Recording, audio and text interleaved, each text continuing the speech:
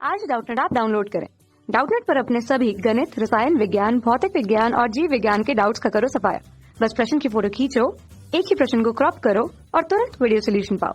अभी डाउनलोड करें। प्रश्न हमें दिया हुआ है कि किसी पवन चक्की के ब्लेड जिसका क्षेत्रफल a है वह वृत्त जितना क्षेत्रफल प्रसर्व करता है, अर्थात वृत्त के जितना ही क्षेत्रफल धारण करता है। तब हमें पहली स्थिति पर यह कहा गया है कि यदि हवा v वेग से वृत्त के लंबवत दिशा में बहती है, अर्थात ब्लेड की लंबवत दिशा पर ही बह रही है, तो t समय में इससे गुजरने वाली वायु का द्रव्यमान क्या होगा। दूसरी स्थिति में हमसे पूछा गया है कि वायु की गतिज ऊर्जा क्या रहने वाली है।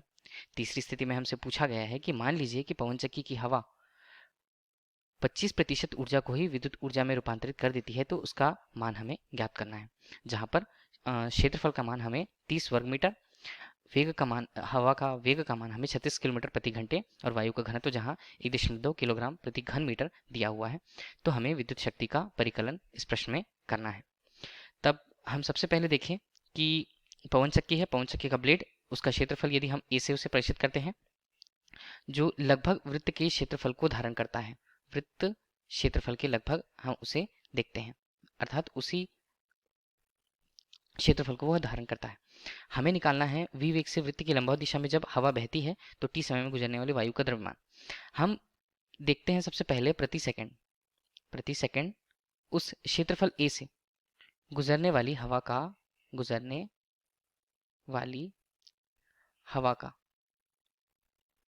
आयतन हम सबसे पहले निकालेंगे। आयतन निकालेंगे वो क्या होता है, आयतन जिसे हम v से, इसका मान होगा उस क्षेत्रफल a और हवा के वेग के बराबर। वेग को हमने v से यहाँ पर प्रस्तुत कर दिया है, स्मॉल v से।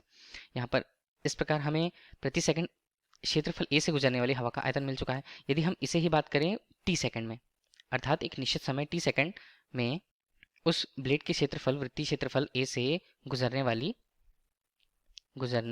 वाली हवा का आयतन यदि हमें देखना है, तब इसके लिए आयतन हम किससे प्रस्तुत करेंगे, v से। इसका मान होगा a गुणा v गुणा t, जहां कैपिटल V हमें आयतन का मान बताता है, प्रति सेकंड गुजरने वाले उस क्षेत्रफल से गुजरने वाले हवा का आयतन या वायु का आयतन। अब हम जानते हैं वायु का घनत्व। वायु घनत्व होता है जिसे हम यदि सामान्यतः रो से प्रदर्शित करें। अब उसके अनुसार वायु का द्रव्यमान यदि हमें देखना है, वायु का द्रव्यमान क्या होगा, द्रव्यमान जिसे m से प्रदर्शित किया जाता है, उसका मान होता है v गुणा रो के बराबर। अब यही हमें देखना है कि t सेकंड में a से गुजरने वाले, अर्थात उस क्षेत्रफल से गुजरने वाले हवा का या वायु का द्रव्यमान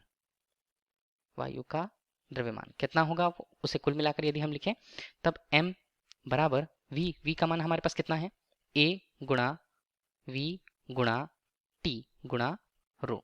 यह हमें वायु के उस द्रव्यमान की मात्रा को बताता है जो t सेकंड में उस निश्चित क्षेत्रफल से गुजरती है। अब हमें तो यह पता चल गया। अब दूसरा द्रव्यमान तो हमने ज्ञात कर लिया है, दूसरा हमें निकालना है, इसे पहली स्थिति हम a दे देते हैं।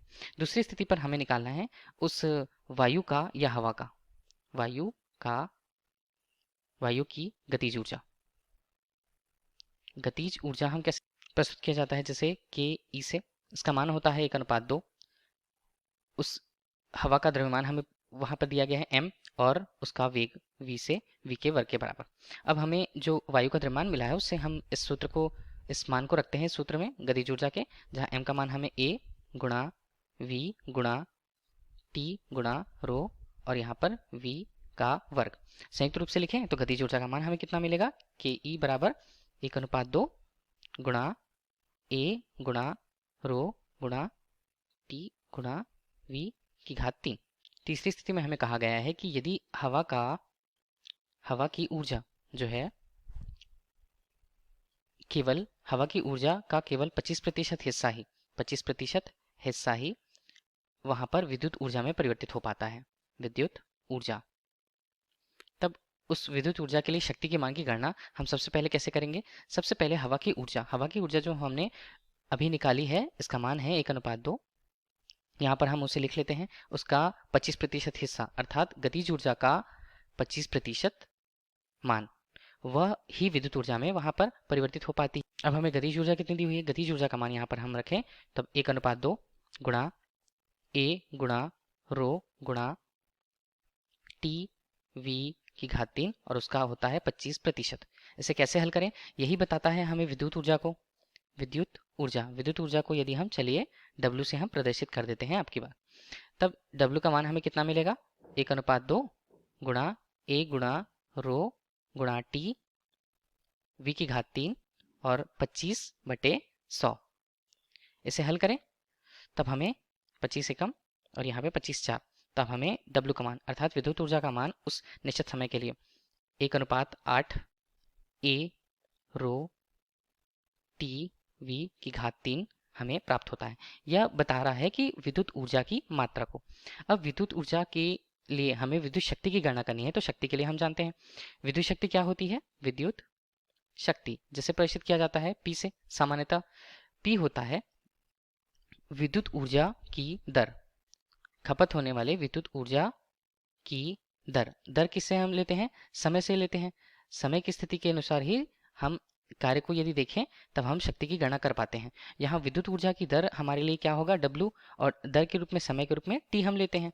अब हमारे पास यदि इसका मान चाहिए तो हमें दिया हुआ है 1:8 गुणा A गुणा रो गुणा V की घात 3 गुणा T, और नीचे भी निश्चित रूप से कितना आएगा, T आएगा। तो T और T के मान घटेंगे और हमारे पास बचेगा कितना विद्युत शक्ति के लिए, सूत्र के रूप में उसका मान 1:8 गुणा A गुणा रो गुणा V की घात 3। यहाँ पर हमें यह विद्युत शक्ति के मान को प्रदर्शित करता है। अब इसी पद में, इसी सूत्र में हम दिए गए मानों को रखें। ए का मान हमें कितना दिया हुआ है, ए का मान क्षेत्रफल का मान हमें दिया हुआ है 30 मीटर वर्ग के रूप में, जहां घनत्व का मान, वायु के घनत्व का मान हमें 1.2 किलोग्राम प्रति मीटर वर्ग दिया, मीटर घन दिया हुआ है, माफ कीजिएगा, और वेग का मान हमें दिया हुआ है 36 किलोमीटर प्रति घंटे। यदि 36 किलोमीटर प्रति घंटे को यदि मीटर प्रति सेकंड में हमें परिवर्तित करना है, हम क्या करते हैं, 36 गुणा 5:18 से हम उसे गुणा कर देते हैं, तब यह आएगा हमारे लिए मीटर प्रति सेकंड पर। इसे हल करने के पश्चात हमें V का मान कितना मिलता है, 10 मीटर प्रति सेकंड। अब इन्हीं मानों को हम समीकरण पे रखते हैं। मान लीजिए समीकरण से हमने एक नाम दिया, शक्ति का मान निकालना है हमें 1:8, यहाँ पर A का मान जो हमें 30 दिया हुआ है, रो का मान 1:1.2 गुणा, और यहाँ पर इसका मान 10 की घात 3। मान को हल करें तब P का मान 1:8 गुणा 30 गुणा 12/10 कर देते हैं, और यहाँ पर बनेगा 1000। हल करने के पश्चात P का मान हमें अंतिम रूप से 4.5 गुणा 10 की घात 3 यहाँ पर वॉट के रूप में प्राप्त होता है। शक्ति का मात्रक चूंकि वॉट होगा। अब यहाँ पर इसे देखिए तो हम लिख सकते हैं इसे 4.5 किलो वॉट, जो हमसे प्रश्न में पूछा गया था कि विद्युत शक्ति की गणना कीजिए, जहां विद्युत शक्ति का मान इस प्रश्न के लिए 4.5 किलोवाट होगा। धन्यवाद। कक्षा 6 से 12वीं से लेकर नीट, IIT, JEE वो एडवांस के लेवल तक 1 करोड़ से ज्यादा छात्रों का भरोसा। आज ही डाउनलोड करें डाउटनेट ऐप या व्हाट्सएप करें अपने सारे डाउट्स 8400 400 400 पर।